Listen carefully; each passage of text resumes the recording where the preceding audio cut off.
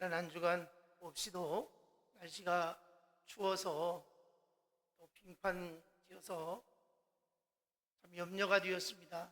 혹시나 낙상사고는 나지 아니할까, 또 운전하다가 사고는 당하지 아니할까, 좀 염려스러운 마음으로 한 주를 기도하면서 지냈습니다.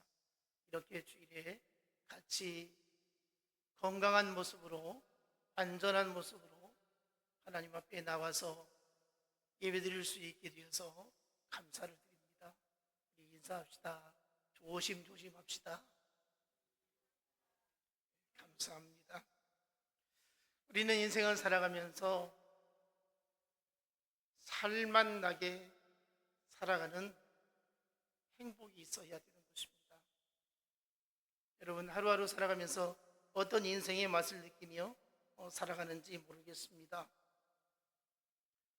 보통 우리가 어떤 사람에게 묻습니다. 요즘에 무슨 재미로 살고 있느냐고 이렇게 물으면 보통 하는 말이 그렇습니다. 하루하루 그냥 살아간다고. 또 어떤 사람은 죽지 못해 산다고 이렇게 말하는 사람도 있습니다.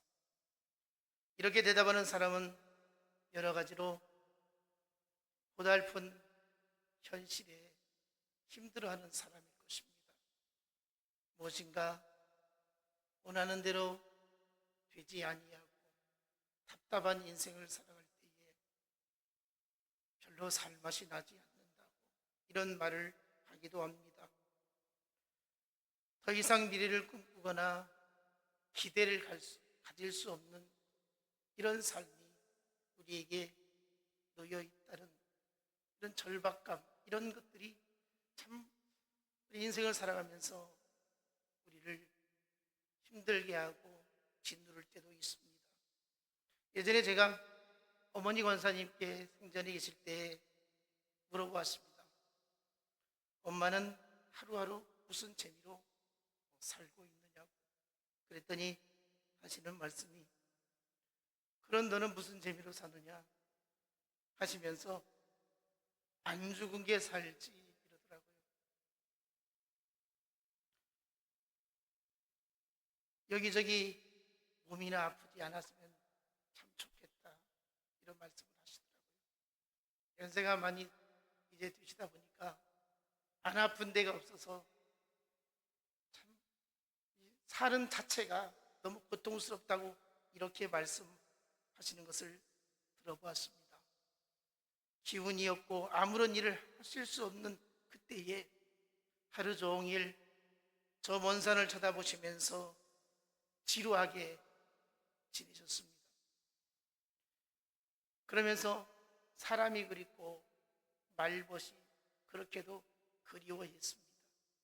그래서 제가 그랬습니다. 저 모종의 동네 사람들 모인 곳에 가서 같이 놀면 어떠시냐고 그랬더니 젊은 사람들 노는데 내가 뭐하러 가냐고. 어머니가 생각할 때는 90대에 생각하실 때는 그렇습니다. 70대나 80대 그 분들도 어린 사람으로 이렇게 여겼던 것입니다.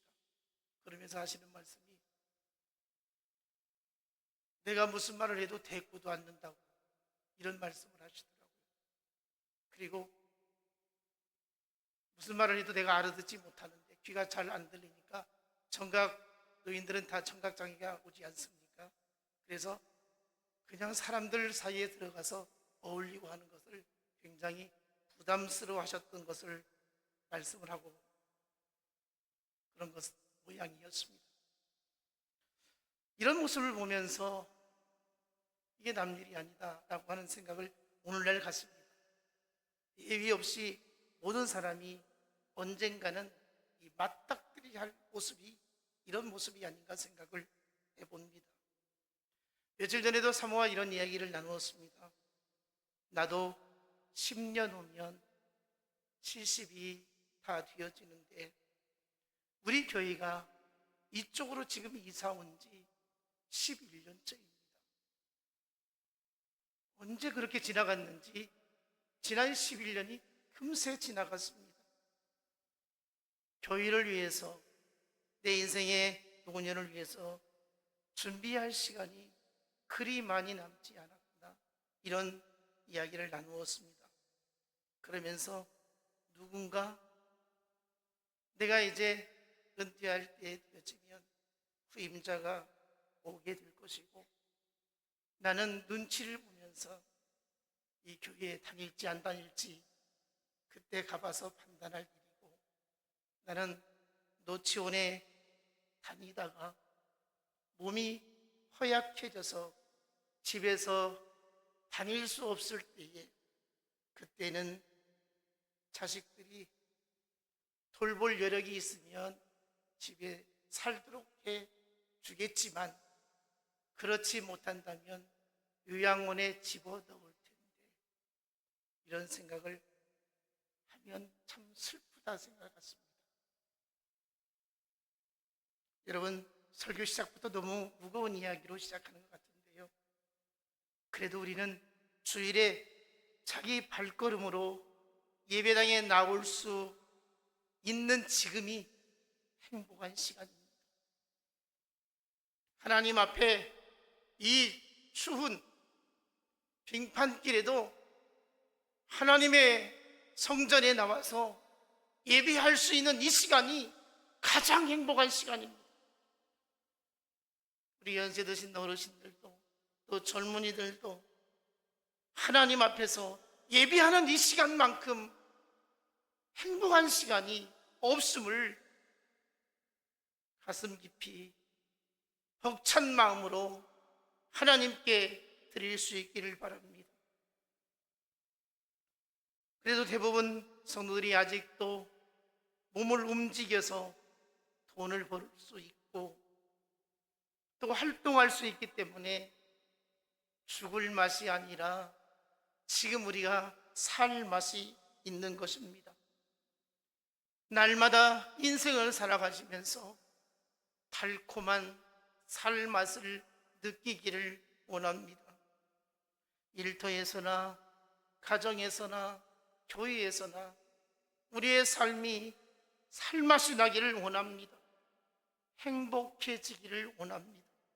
우리 예수 믿는 사람입니다.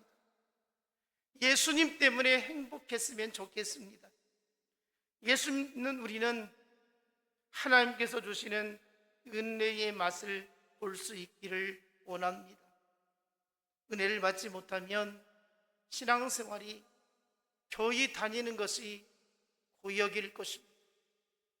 그러나 하나님 앞에 예배드리고 믿음으로 살면서 하나님께서 때로로 우리에게 허락해 주시는 은혜가 있습니다. 때때로 우리에게 부어주시는 하나님의 손길이 있습니다. 그걸 느끼고 체험하고 깨달을 때마다 우리는 살맛이 나게 된다는 것입니다. 우리가 흔히 은혜라는 말을 많이 합니다. 여러분, 은혜는 하나님께서 값없이 주는 선물이고 사랑입니다. 하나님께서 지금까지 이 땅에 살려주신 것이 은혜입니다. 하나님께서 우리 인생을 간섭해 주시고 인도하심이 은혜라는 것입니다. 나 같은 죄인을 사랑하셔서 예수 그리스도가 십자가에서 죽으심으로 내 모든 죄를 대속하여 주시고 구원에 얻게 하여 주신 그 은혜가 크고 놀랍다고 느껴지게 하는 것이 은혜인 것입니다.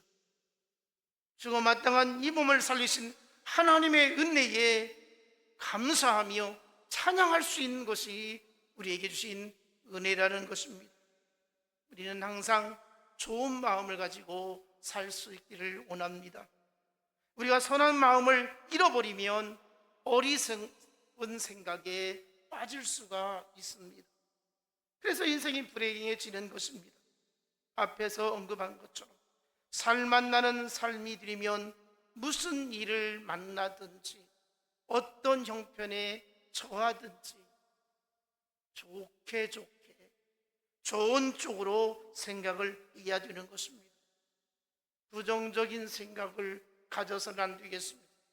또 오해하거나 곡해하거나 우리의 마음을 상하게 하는 생각을 가져서는 안 될 것입니다. 그러기 위해서는 어떻게 해야 되겠습니까? 할 수 있는 대로 넓은 마음을 가질 수 있기를 원합니다. 오늘 본문에 바로 그런 이야기입니다. 다윗의 진심 어린 호의에 오해하여서 암몬 왕이 불행을 자초하게 된 이야기가 전해지고 있습니다. 본문 1절로 2절을 보면 암몬의 왕인 나하스가 죽었습니다. 그리고 그 아들 한운이 왕위에 오르게 됩니다. 다윗은 나하스의 장래에 조문사절단을 보내서 예를 표하게 되어집니다. 2절에 보면 암몬의 왕 나하스가 다윗에게 전의 호의를 베풀었다, 이런 말씀이 있습니다. 그러니까 다윗의 입장에서는 그 나하스가 자기에게 지난날에 베풀어 주었던 그 은혜를 생각해 보면 내가 예의를 갖춰야 되겠다 해서 정말 좋은 의도, 좋은 마음으로 문상을 위해서 조문사절단을 보내게 되었다는 것입니다. 다윗이 사울 왕에게 쫓기던 때에 도와주었던 일이었습니다. 다윗이 사울의 추격을 받을 때에 유대 땅에서 숨을 곳이 없었습니다. 어디든지 쫓아다니니까, 죽이려고 찾아다니니까 피할 길이 없었습니다. 그래서 암몬 나라로 피신하게 되었던 것이죠. 그때의 암몬 왕 나하스가 얼마든지 다윗 일행을 사울에게 넘겨줄 수도 있었습니다. 그러나 이 나하스는 이 다윗의 일행을 극진히 숨겨주었고 도와주었습니다. 그래서 다윗은 다시 유대 땅에 들어가서 결국은 사울이 죽고 왕이 되어집니다. 그러고 있는 그때에 바로 암몬의 왕이었던 나하스가 죽음을 맞이하게 된 것입니다.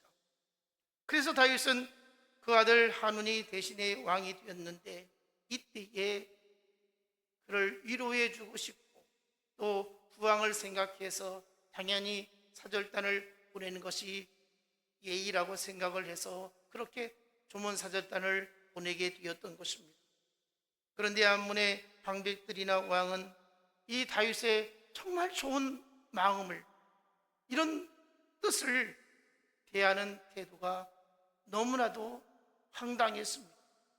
본문 3절 4절 보면 암몬 자손의 방백들이 한운에게 말하되 왕은 다윗이 조문사절을 보낸 것이 왕의 부친을 존경함인 줄로 여기시나이까? 그의 신하들이 왕에게 나온 것이 이 땅을 엿보고 정탐하여 전복시키고자 함이 아니니까 하는지라. 한운이 이에 다윗의 신하들을 잡아 그들의 수염을 깎고 그 의복을 볼기 중간까지 자르고 돌려보내며, 이 말씀을 보면 정말 기가 막힙니다. 암몬의 장관들이 왕에게 말하기를 다윗이 저렇게 조문사절을 보낸 것은 정말 부친을 진심으로 존경해서 보낸 것이 아니라고 말합니다. 이 땅을 샅샅이 살피고 조사해서 다음에 반드시 이 나라를 쳐들어오게 될 것입니다. 그래서 우리를 망하게 하려고 사절단을 보낸 것이지 저들이 말한 대로 곧이곧대로 받아들여서는 안 됩니다. 이렇게 방백들이 말하게 되었다는 것이죠. 이 한운이 신하들의 말을 들어보니까 정말 그럴듯합니다. 이것들이 나를 속이고 있구나, 이렇게 생각을 합니다.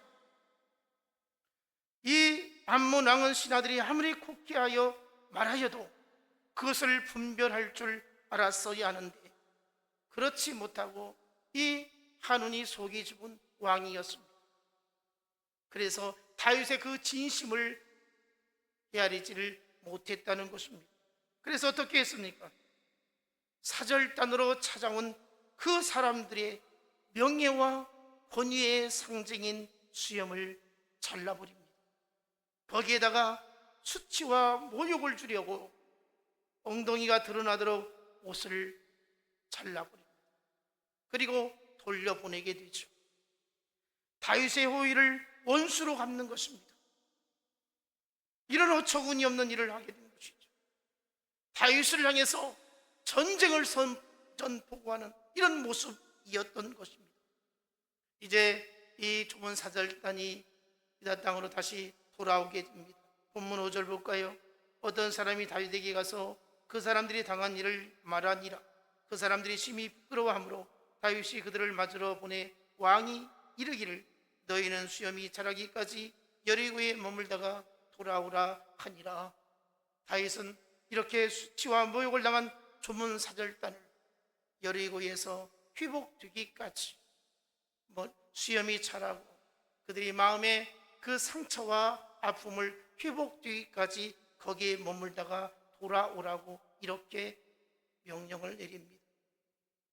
얼마나 다윗은 분개가 뒤어지고 견딜 수 없는 이런 수모스러움에 기루었을 텐데, 우리가 당장 저 암문을 쳐들어가서 끝장을 내자 이렇게 말하지 아니하고 아픔을 겪고 상처를 받고 온 이 사절단에게 위로해 주고 그를 회복시켜 주는 것을 볼 수가 있습니다.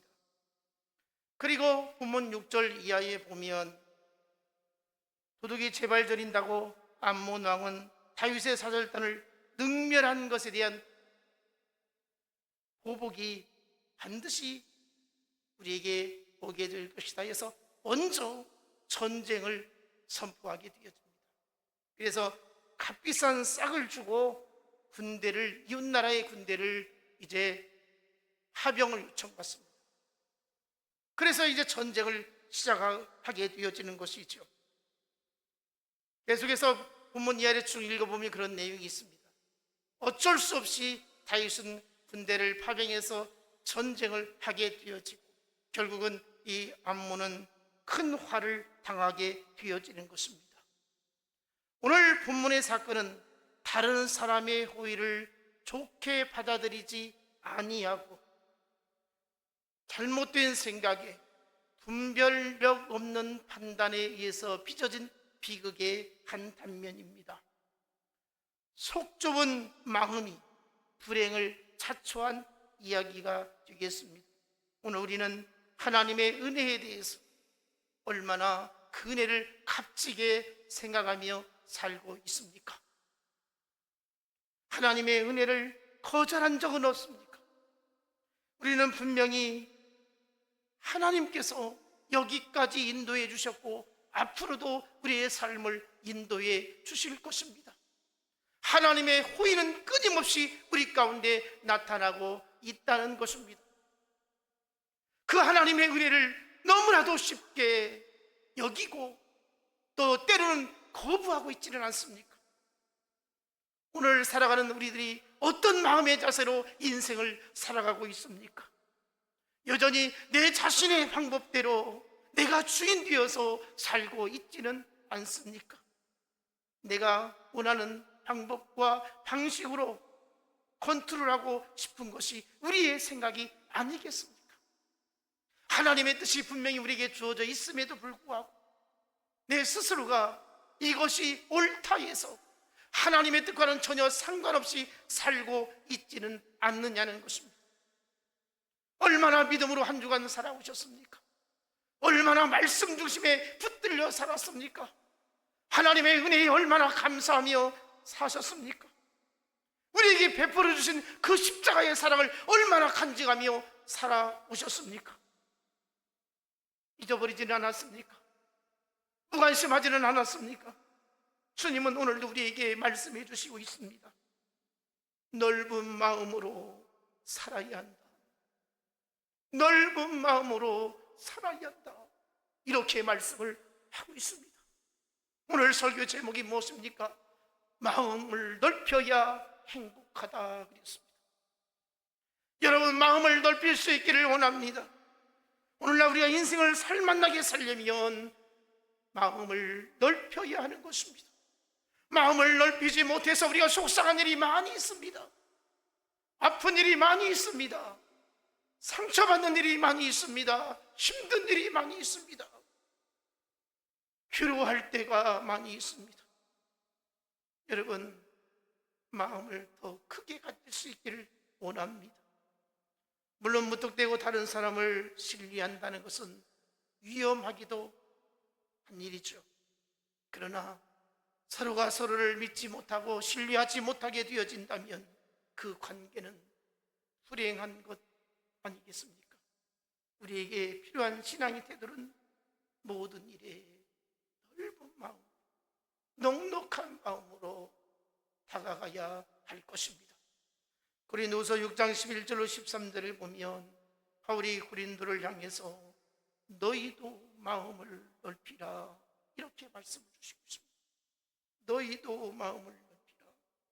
고린도 교회가 은혜로운 교회가 되려면 넓은 마음을 품어야 한다 이렇게 말씀을 주시고 있습니다. 그리스도인의 마음이 이래야 되는 겁니다. 이해하고 또 받아들일 수 있는 포용력 있는 마음을 품어야 한다는 것이죠. 온전한 믿음으로 살기 위해서는 우리가 마음을 넓혀야 한다는 사실을 깨닫기를 원합니다. 마음이 넓어져야 바로 볼 수 있습니다. 바로 들을 수 있습니다. 바로 판단할 수 있습니다. 바르게 행동할 수 있습니다. 예수 그리스도를 온전히 믿을 수가 있는 것입니다. 넓은 마음을 갖지 아니하면 우리는 불안한 마음에 초조한 인생을 살 수밖에 없습니다. 우리가 사랑을 이루기 위해서는 반드시 마음의 문이 열려야 할 것입니다. 열리지 아니하면 화목할 수 없습니다. 마음의 문이 닫혀 있을 때는 하나가 될 수가 없다는 것이죠. 닫힌 문을 누가 열 수 있습니까? 오직 내가 열어야 됩니다. 자기 자신이 스스로 마음의 문을 열어야 되는 것이죠. 바울이 고린도 교회를 향해서 염려한 것은 바로 이것이었습니다. 좁은 마음을 가진 사람들 때문이었던 것입니다. 여러분, 오늘날 교회가 그리스도의 생명력 있는 역동적인 교회가 되기 위해서는 어떻게 해야 되겠습니까? 우리 한 사람 한 사람이 마음을 넓혀야 되는 것입니다. 이해할 줄 모르며 원망과 시비를 일삼아서는 결코 교회가 교회답지 못하게 되어지는 것입니다. 별로 문제가 될 것이 아닌데도 불구하고 문제가 되도록 만드는 것이 바로 마음이 넓지 못하기 때문일 수도 있습니다. 저와 여러분, 마음을 크게 넓힐 수 있기를 바랍니다. 제가 이 설교를 준비하면서 하나님 앞에 회개했습니다. 저도 지난 한 주간에 마음이 조금만 넓어졌으면 좋았을 텐데 이런 생각을 가져봤습니다. 왜 사람들에게 불편하게 여겼을까? 물론 상식적으로나 모든 인간적인 판단에 의하면 화가 나기도 하고 분이 나기도 하고 열이 나기도 하지만 그런 상황에서 내가 조금 더 성숙한 그리스도인이었다면 조금만 더 깊이 마음을 넓게 가졌더라면 좋았을 것을, 이런 생각을 하면서 이 말씀을 준비했습니다. 고린도서 6장 12절에 보니까 너희가 우리 안에서 좁아진 것이 아니라 오직 너희 심정에서 좁아진 것이니라. 마음 안에서 생긴 왜곡된 것이, 불절된 것이 문제라는 것입니다. 여러분, 세상 가운데서 또 교회 생활 가운데서도 또 가정 생활에서도 왜 관계가 안 좋아지고 또 분쟁이 생깁니까? 어디에 있습니까? 왜 상처가 있습니까? 왜 아픔이 있습니까? 우리가 조금만 넓은 마음을 품으면 되지 않겠습니까? 그래야 인생이 즐겁고 행복해지는 것입니다. 여러분, 지금까지 살면서 얼마나 많은 사람들을 우리가 겪으면서 살고 있습니까? 참 사람도 가지각색입니다. 별별 사람들 다 있습니다. 성격이 불같이 급한 사람도 있고요, 갑갑할 정도로 그냥 느릿느릿하는 사람도 있습니다. 어떤 사람은 착한 사람이 있고 어떤 사람은 정말 악한 사람이 있습니다. 진실한 사람이 있는가 하면 거짓말을 밥 먹듯이 하는 사람도 있습니다. 정말로 말로 다 표현할 수 없을 정도로 다양한 사람들, 또 억지를 부리는 사람들, 고집 부리는 사람들, 정말 상종하기 어려운 사람들이 우리 주변에는 얼마든지 있다는 것입니다. 여러분, 이런 사람들과의 속에서 우리가 어떻게 살아야 되겠습니까?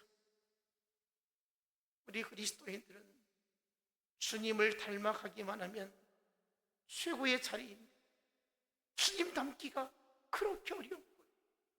마음은 원하는데 육신이 따라주지 않는 거예요.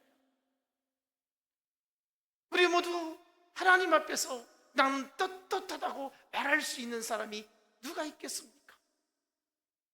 나는 아니라고 자신 있게 말할 수 있는 사람이 누가 있겠습니까?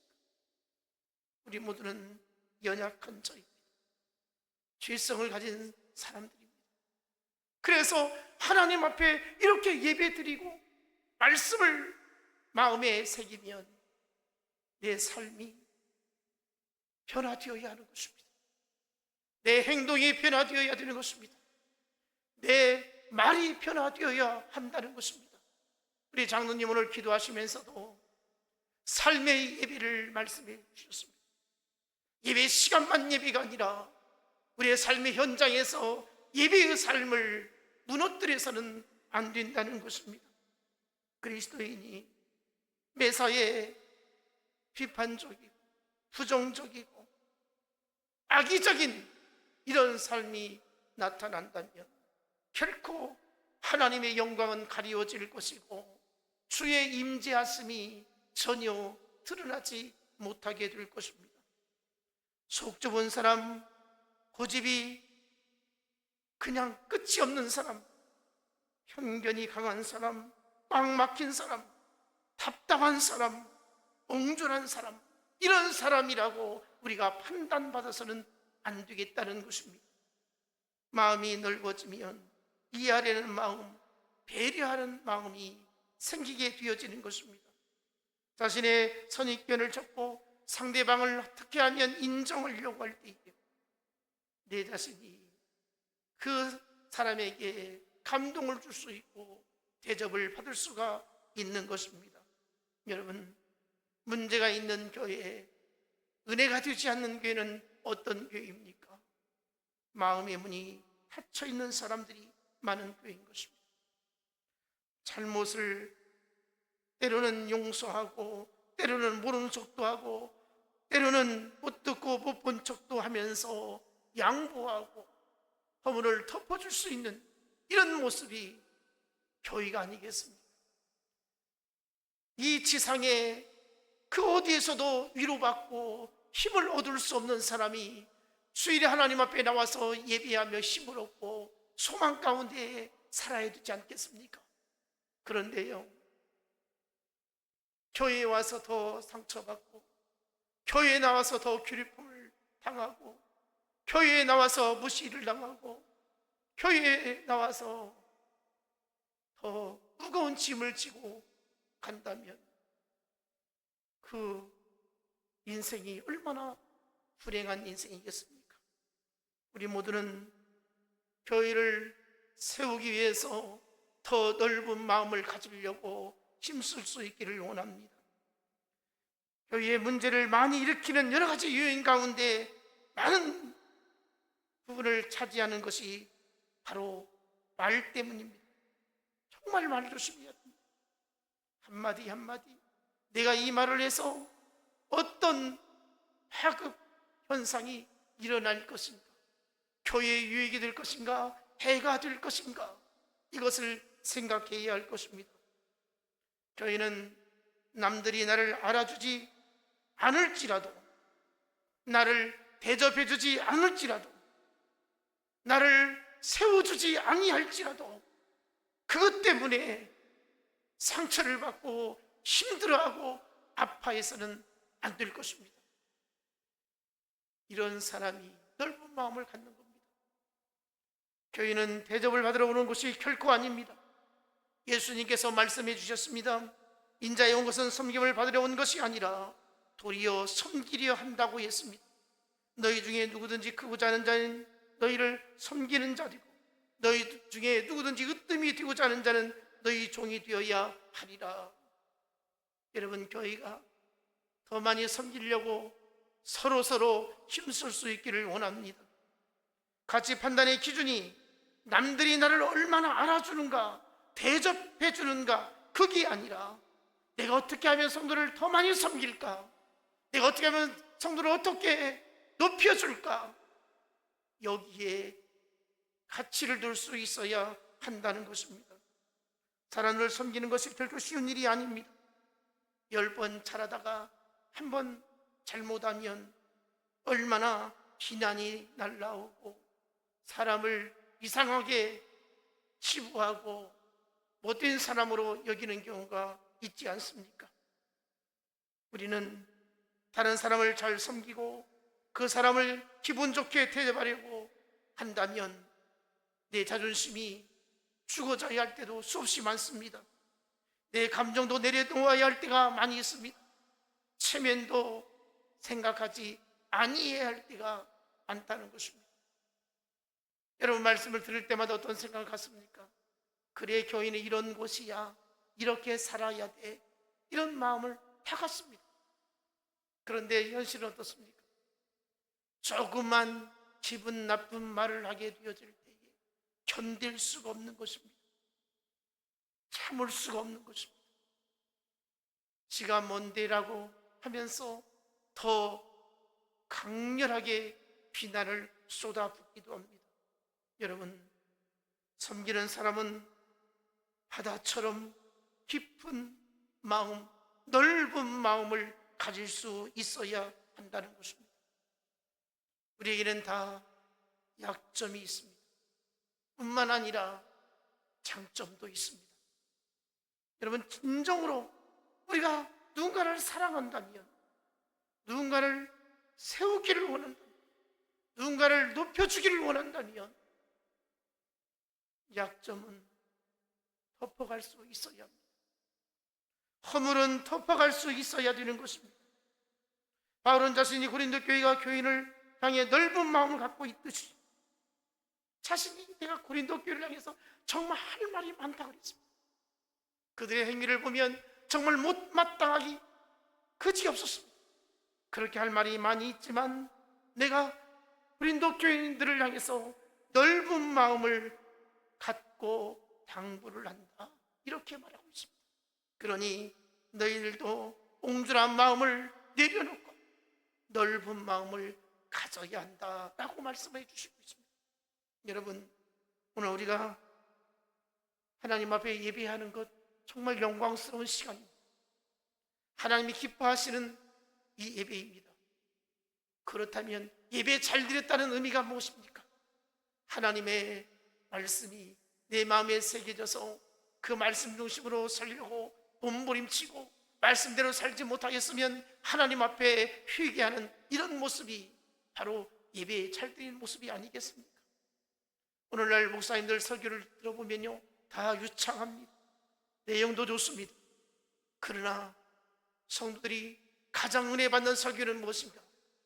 말씀을 전한 자가 얼마나 그 말씀대로 살고 있느냐, 자신의 허물과 죄성을 숨기지 아니하고 하나님 앞에서나 성도들 앞에서 고백하며 더 바르게 살려고, 더 어렵게 살려고, 더 말씀 중심에 붙들려 살려고 힘쓰는 이 모습이 바로 성도들의 마음을 감동을 주고 은혜가 되지 않겠습니까? 저는 늘 말씀을 준비하면서 가장 저에게 적절한 적용되는 말씀을 준비하고 선포하고 있습니다. 내가 이렇게 살고 있는데, 내가 이렇게 바라고 있는데, 내가 이것을 찾고 있는데, 그런 심정으로 먼저 저 자신에게 설교를 하고 준비하고 있습니다. 여러분, 우리 말씀 안에서 삽시다. 마음을 넓히며 살아갑시다. 말로만이 아니라 우리의 현실 가운데서, 일상 가운데서 정말 마음을 넓혀서 행복해지기를 원합니다. 마음이 좁아지면 좁아질수록 우리는 상처가 많고 아픔이 많고 미움이 속에서 자라날 수밖에 없다는 것입니다. 말씀 안에서 고린도교를 향한 바울의 그 간절한 심정, 내가 마음이 넓은 마음으로 너희들을 대하듯이 너희들도 속 좁은 마음을 다 내려놓고 넓은 마음으로 화목하고 하나 되어서 주의 나라를 함께 이루어야 된다, 이렇게 말씀을 전하고 있는 것입니다. 여러분, 우리 진실교회, 좋은 교회 만들어야 되겠습니다. 우리의 믿음도 중요하고 기도의 능력도 중요하지만 어떤 마음을 가지고 신앙생활하느냐가 더더욱 중요합니다.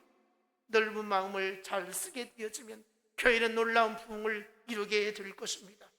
행복해질 것입니다. 넓은 마음으로 살아가는 우리 모두가 되어질 때에 우리의 인생이 행복으로 가득하고 주의 은혜가 충만하게 임하실 줄 믿습니다. 기도하겠습니다. 하나님 감사합니다. 우리의 마음이 너무 좁아졌습니다. 내 자신의 유익에만 빠져서 살았던 적이 너무나도 많습니다. 이기적인 삶을 살기도 했습니다. 이런 죄성을, 허물을 용서해 주옵소서. 넓은 마음, 주님의 마음을 품게 하여 주옵소서. 신뢰하며 섬기며 사랑하며 살게 하여 주옵소서. 내 마음속에 삐뚤어진 생각이 있거든 떨치게 하여 주옵소서. 하나님의 마음을 품게 하여 주옵소서. 더 세우고 더 높여주는 마음을 내 자신이 먼저 품게 하여 주시고 모든 사람을 주께 대하듯이 대할 수 있는 넉넉한 마음을 갖게 하여 주옵소서. 넓은 마음으로 행복한 인생을 살게 해주시고 교회를 세워갈 수 있도록 은혜를 베풀어 주옵소서. 예수님 이름으로 기도하옵나이다. 아멘.